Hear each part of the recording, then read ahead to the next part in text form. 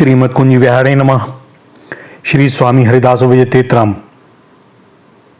एक समय एक शिष्य ने अपने गुरु के पास जाकर दंडवत प्रणाम किया और अपने दोनों हाथ जोड़कर पूछा, हे भगवान, इस संसार रूपी आडंबर का मालिक कौन है? यह संसार किसके द्वारा प्रकाशित हो रहा है? सद्गुरुदेव ने उत्तर दिया, पुत्र, इस संसार का मालिक ईश्वर है। यह संसार ईश्वर से उसी प्रकार पृथक कभी रह नहीं सकता जिस प्रकार सूर्य से धूप तथा स्वर्ण से भूषण अलग नहीं रह सकते। हे पुत्र, संसार और ईश्वर में वस्तुतः कुछ भी भेद नहीं है।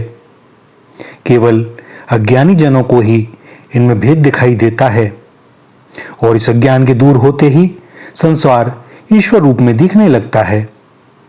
जिस प्रकार जल में लहर और बुदबुदा दिखाई देते हैं, परंतु जल से पृथक न लहर है न कोई बुलबुला, उसी प्रकार जो कुछ दिख रहा है अथवा सुनने में आता है सब ईश्वर है। जड़ और चेतन सब उनके ही रूप हैं। उनके बिना न जड़ है और न ही चेतन। शिष्य ने पुनः कहा, हे प्रभु, इस जगत को ईश्वर ने बनाया है या और किसी प्रकार बना है? सद्गुरुदेव ने उत्तर दिया, हे पुत्र, ईश्वर से भिन्न कोई वस्तु ही नहीं, तब वह कैसे किसको बनाएगा? जैसे घड़े और मिट्टी में कोई भेद नहीं है। जहां घड़ है, घट है, वह मिट्टी है। बिना मिट्टी के घड़ा बन ही नहीं सकता। घड़ा का समस्त अंग मिट्टी ही है। इसी प्रकार यह संसार ईश्वर रूप ही है। अज्ञानियों को मृग तृष्णा के जल की भांति इसमें भेद मालूम होता है।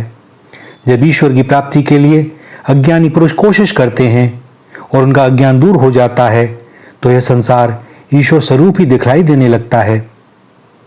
शिष्य ने फिर पूछा, हे प्रभु, जब यह संसार ईश्वरी है, तो यह माता पिता, स्त्री पुत्र, शत्रु मित्र आदि सब प्रपंच भी तो मिथ्या ही होगा। सद्गुरुदेव ने कहा, हे पुत्र, यह प्रपंच अज्ञान से भासता है।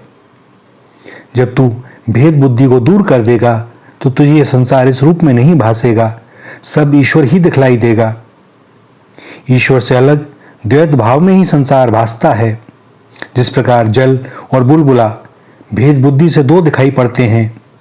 बुलबुले को यदि जल से अलग करने के लिए हम हाथ डालें तो केवल हाथ में जल ही आता है, बुलबुला मिट जाता है।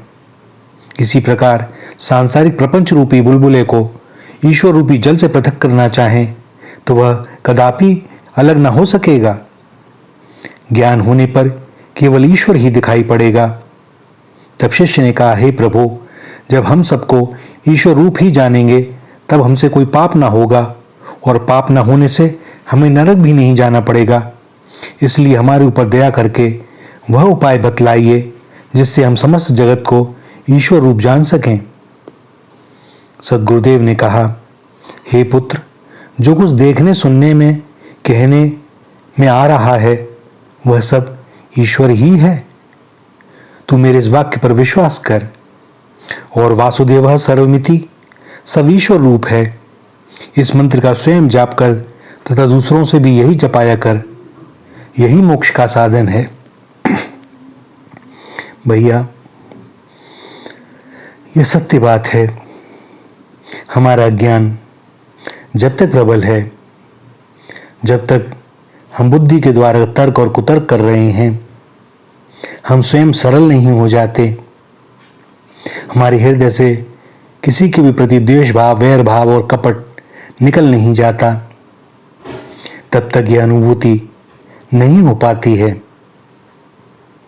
जहां हमारा हृदय सरल हुआ, आचरण पवित्र हुआ, हमारा खान पान पवित्र हुआ, हमें रसिक संत महात्माओं का संग प्राप्त हुआ, सत्संग मिला, निश्चय ही प्रभु की कृपा घटित होगी और शनै शनै वह समय भी आएगा जब हमें दिखलाई देने लगेगा कि जहां भी है जो भी है जड़ चेतन, उनके अतिरिक्त कुछ है ही नहीं।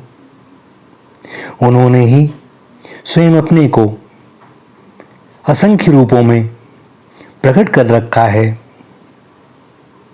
जड़ में भी जो चेतनता है वह उन्हीं की है, और चेतन में तो चेतन है ही। यह तो हमारी बुद्धि जड़ की तरह व्यवहार करती है, और इसी कारण से चेतन अंश कुछ समय के लिए ढक जाता है, छिप जाता है, किंतु उनकी कृपा होती है। यदि हमारी सच्ची प्रार्थना हो, सच्ची लगन हो, यह पहाड़, झरने, पशु पक्षी, तितलियां, कलरव करते पक्षीगण, भंवरे, यह पवन, वृक्ष, लता पता, समस्त स्थावर जंगम, भैया उनके अतिरिक्त और कोई है ही नहीं। जो आकाश में सब कुछ दिखाई दे रहा है, सब रूपों में वे ही हैं, अन्य कोई नहीं। वासुदेवः सर्वम। श्री राधा, श्री राधा, श्री राधा।